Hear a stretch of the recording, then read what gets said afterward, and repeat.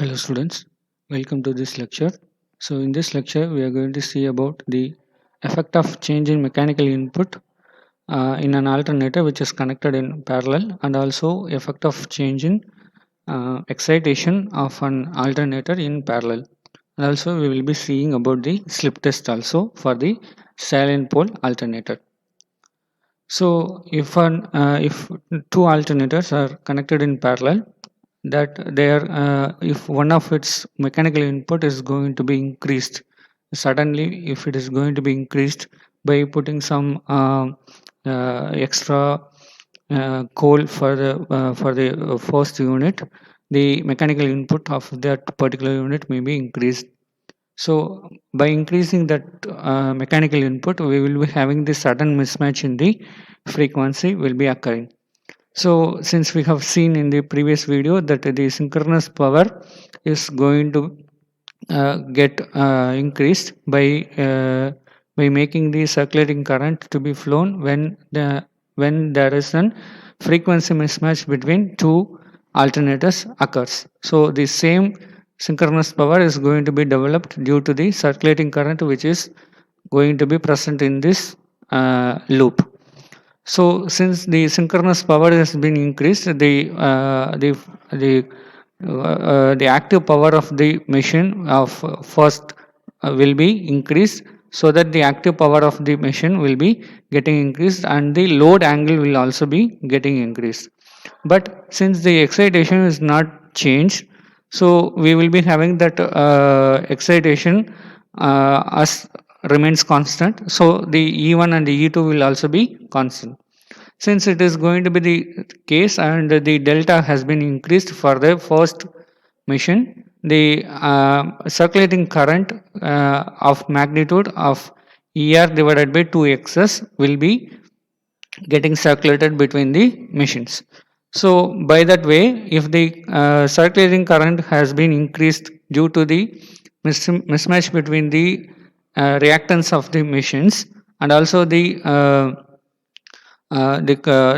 resultant EMF which has been generated between these two will be getting increased. So by that way, because that particular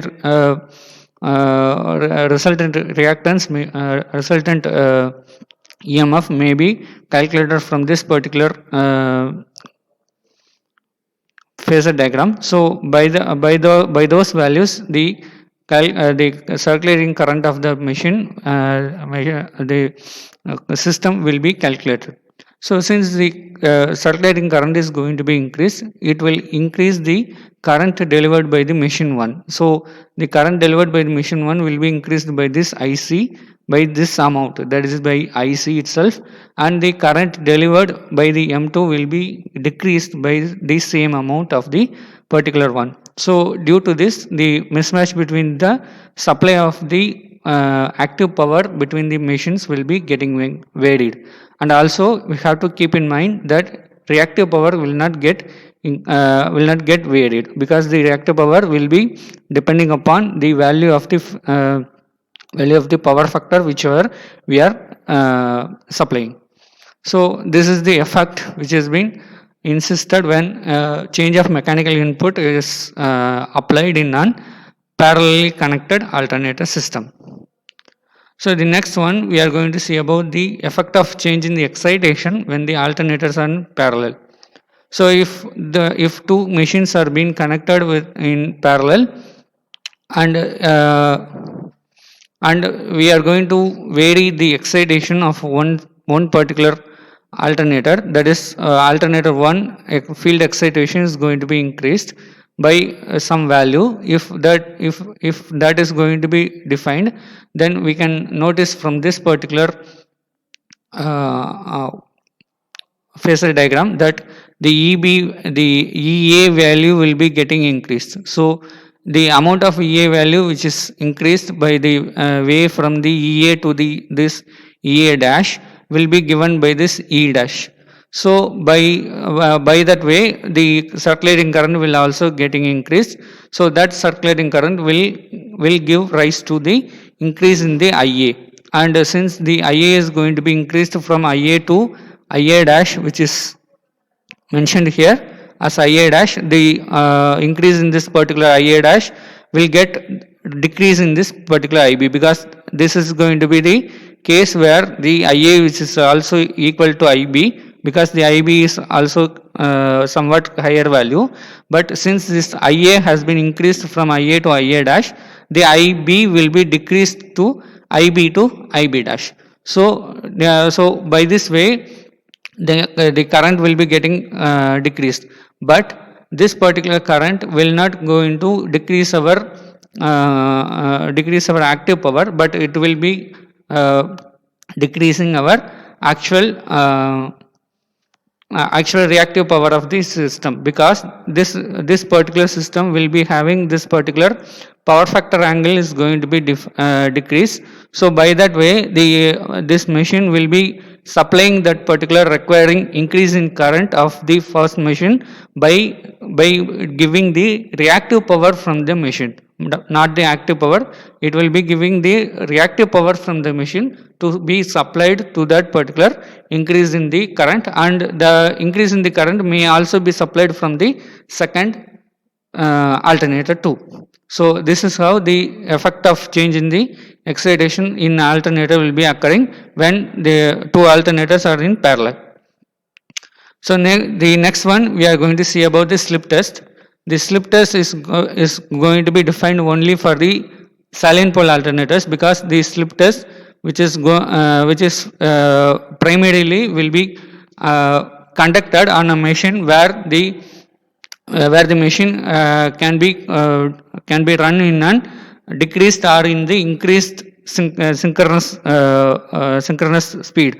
Also, the slip test will be conducted for the machine where the salient pole is being available, because if a machine having a salient pole, then that machine will be having variable reactance. That is, the excess value will be varying along that particular space. So the variation of the excess will be varying depending upon the value of the pole axis which is existed on that system. So the since that case is going to be only applicable in salient pole alternator, so this slip test will be conducted only in the salient pole alternator.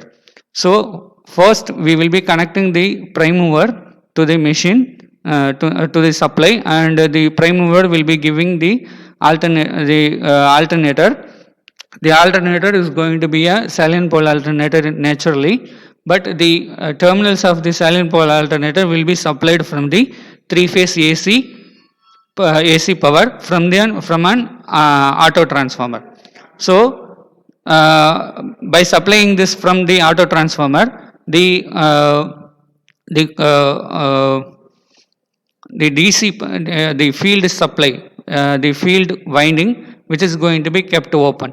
So by keeping this particular field as open, from supplying this particular power from the three-phase supply, whenever we are giving an increase in supply, that is, if we give around 400 volt, that particular volt will be applied across this particular stator winding, and it will be getting induced in this particular field winding also. Since that is going to be a greater voltage and it will damage the particular machine, then we will be retrieving, we will be regulated from that doing, so that we will be giving only the voltage of 20% of the maximum rated voltage. So we will be giving around 190 volt only.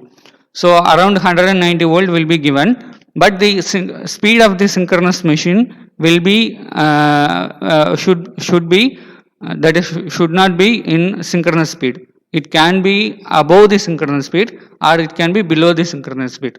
So why it is insisted that? Because we need to produce an rotatory magnetic field which is going to be rotating around the particular periphery of that particular machine by a slip speed. So since the induced EMF in the field winding will be rotating around the ns speed, but the given speed is going to be near to the synchronous speed means there will be some mismatch between those speed. So that speed is going to be called as the slip speed. So if we are supplying the machine, supplying this particular machine with an rotating magnetic field with the slip speed, then we can get some of the effects of over this particular slip particular machine's periphery. So what are all the effects is insisted over here in this particular diagram. Here we will be having our D axis and Q axis. So whenever we are giving that particular rotating magnetic field, the armature voltage will be getting increased over the D axis, but that same armature voltage, terminal voltage will be getting reduced on the Q axis. In converse, the armature current will be getting reduced on the D axis, and the armature current will be getting increased on the Q axis. So that will be followed over one slip angle to twice the times. So that kind of variation will be observed whenever we are giving very less amount of voltage and the slip speed over the periphery of the machine. So if that is going to be the case, then we can find out the xg and the xq value from this from the readings whichever we are noting from this particular ammeter and this voltmeter. So by getting the maximum armature terminal voltage per phase and the minimum armature current per phase, we can find out the xg from the ratio between this maximum armature terminal voltage to the minimum armature current, and xq can be found out from the minimum armature terminal voltage to the maximum armature current. Thank you.